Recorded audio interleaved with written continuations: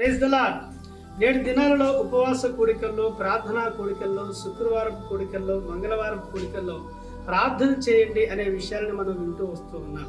కాబట్టి ప్రార్థన చేయండి అనే స్వరం మనం వింటూ ఉన్నాం. ప్రార్థన ఎలా చేయాలో బైబిల్ మనతో స్పష్టంగా మాట్లాడుతూ ఉంది. ప్రార్థన చేయటం ఎంత ప్రాముఖ్యమో ప్రార్థన ఎలా చేయాలో కూడా మనం నేర్చుకోవాలి. కీర్తన గ్రంథం 37వ కీర్తన ప్రకారము పశ్చాత్తాపంతో కూడిన ప్రార్థన చేయాలని ప్రభు కోరుకుంటూ ఉన్నాడు. 37వ కీర్తనలో దావీదు పశ్చాత్తాపడుతూ ప్రార్థన చేస్తూ వచ్చాడు. అదేవిధంగా మత్తయి సువార్త 4వ అధ్యాయం ప్రకారం ఏకాంత ప్రార్థనలో మనం ఉండాలనేది బైబిల్ నుంచి మనం నేర్చుకోగలం. యేసుక్రీస్తు ప్రభు వారు అరణ్యానికి వెళ్ళి ఆయన ఏకాంత ప్రార్థన చేస్తూ వచ్చాడు. అంత మాత్రమే కాదు, యాకోబు పత్రిక 1వ అధ్యాయం 5వ వచనం ప్రకారము విశ్వాసంతో ప్రార్థించాలని బైబిల్ మనకు బోధిస్తా ఉంది. మీలో ఎవరికైనా జ్ఞానం పొదువై ఉన్నట్లయితే వాడు సందేహింపక, అవిశ్వాసం లేక వాడు ప్రార్థన చేసినట్లయితే వాడు పొందుకుంటాడని బైబిల్ చెప్తుంది.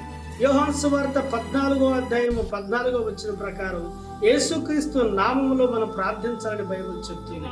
ఆయన నామములో ప్రార్థించడం అనగా ఆయన స్వభావంలోకి మారి ఆయన మనసును కలిగి ఆయన క్షమాగుణాన్ని కలిగి మనం ప్రార్థించాలి. అంత మాత్రమే కాదు మొదటి యోహాను పత్రిక 5వ అధ్యాయం 14వ వచనం చెప్తుంది, ఆయన చిత్తానుసారంగా మనము ఏది అడిగినా ఆయన మనకు అనుగ్రహిస్తాడు. ఏకాంత ప్రార్థన మనకి ఎంతో అవసరమైనది. విశ్వాసంతో కూడిన ప్రార్థన ఎంతో అవసరమైనది. పశ్చాత్తాపంతో కూడిన ప్రార్థన ఎంతో అవసరమైనది.